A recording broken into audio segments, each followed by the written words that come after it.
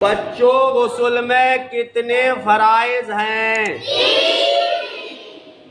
पहला कौन सा फर्ज है? दूसरा फर्ज क्या है? और तीसरा?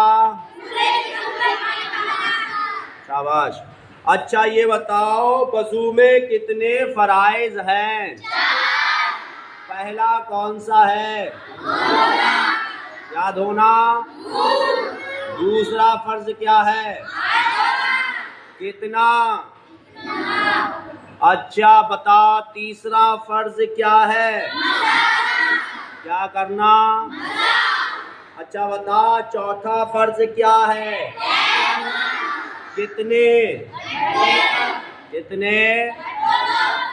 वज़ू करने का आसान तरीका जिसका जानना हर किसी के लिए ज़रूरी है, क्योंकि अगर वज़ू का तरीका मालूम ना होगा तो वज़ू हो सकता है? नहीं। और जब वज़ू नहीं होगा तो नमाज हो सकती है? नहीं। तो आज हम आपको वज़ू बनाने का तरीका बता रहे हैं, उसी तरीके से याद कर लेना।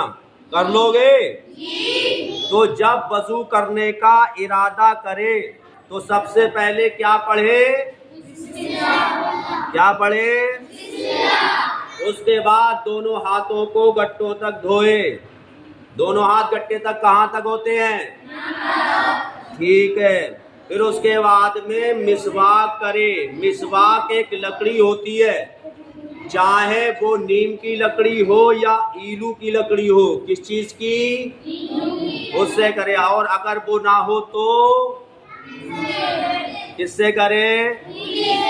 उंगली से दांतों को अच्छी तरह साफ करे।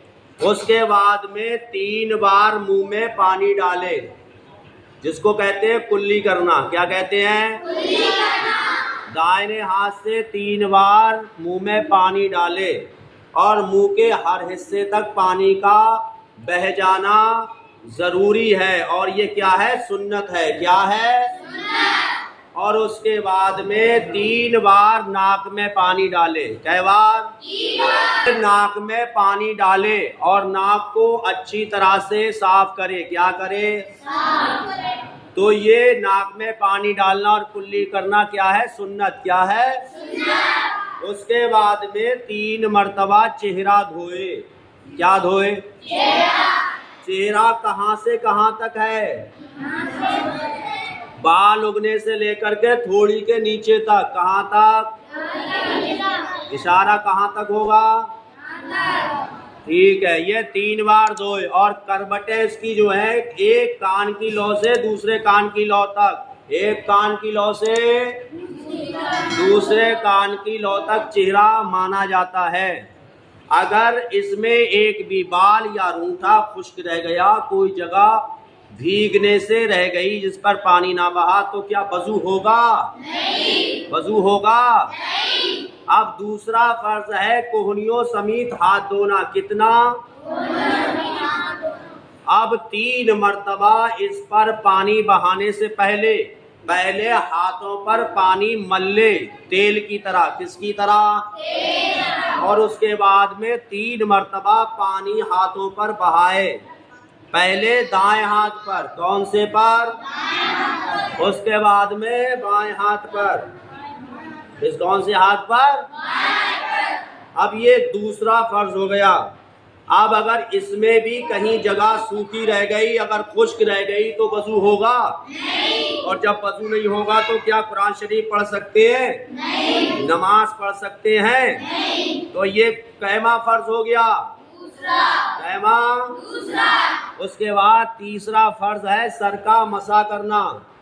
क्या है? सर का मसा करना। कितने सर का? चौथाई सर का। कितने का? चौथाई सर का। इस तरीके से मसा करेंगे। इस तरीके से मसा करेंगे। इस तरीके से अपने सर के ऊपर लेकर के जाएंगे और हाथों को वापस लेकर के आएंगे। फिर शहादत की उंगली बचती हैं। इन शहादत की उंगलियों से कान का जो सुराख है उसमें इस तरीके से घुमाएंगे। किस तरीके से? उसके बाद में फिर जो कानों की भूल भुलैया हैं, क्या होती हैं ये? उनमें इस तरीके से उंगलियों को चलाएंगे। किस तरीके से? अब उसके बाद क्या बचते हैं? क्या बचते हैं? अंगूठे। अंगूठों को कानों के ओड़े पास किस तरह से घुमाएंगे? ठीक है। अब क्या बचती हैं? हथेली, हाथ की पीठें। क्या बचती है? ये किस तरीके से करेंगे? करके बताओ। कैसे करेंगे? इस तरीके से। ये कैमा फर्ज हो गया। कैमा फर्ज हुआ। अगर इस फर्ज में कोई चीज छूट जाएगी तो वजू होगा नहीं। उसके बाद आते हैं पैरों पर, जो कि कैमा फर्ज है। कैमा फर्ज है। अब पैरों को धोएंगे गट्टे से ऊपर तक। सबसे पहले कौन सा पैर धोएंगे? दाहिना, जिसको कहते हैं सीधा पैर। कौन सा पैर? कौन सा पैर धोएंगे? सबसे पहले सीधा पैर धोएंगे। उसके बाद उसको गट्टों तक धोएंगे, गट्टों से ऊपर तक। कितने ऊपर? ऊपर बताओ कितनों तक? हाँ ठीक है। ये पहले दायां धोएंगे, उसके बाद में बायां पैर धोएंगे। कौन सा धोएंगे? बायां पैर धोएंगे। कै फर्ज हो गए ये? क्या वजू पूरा हो गया?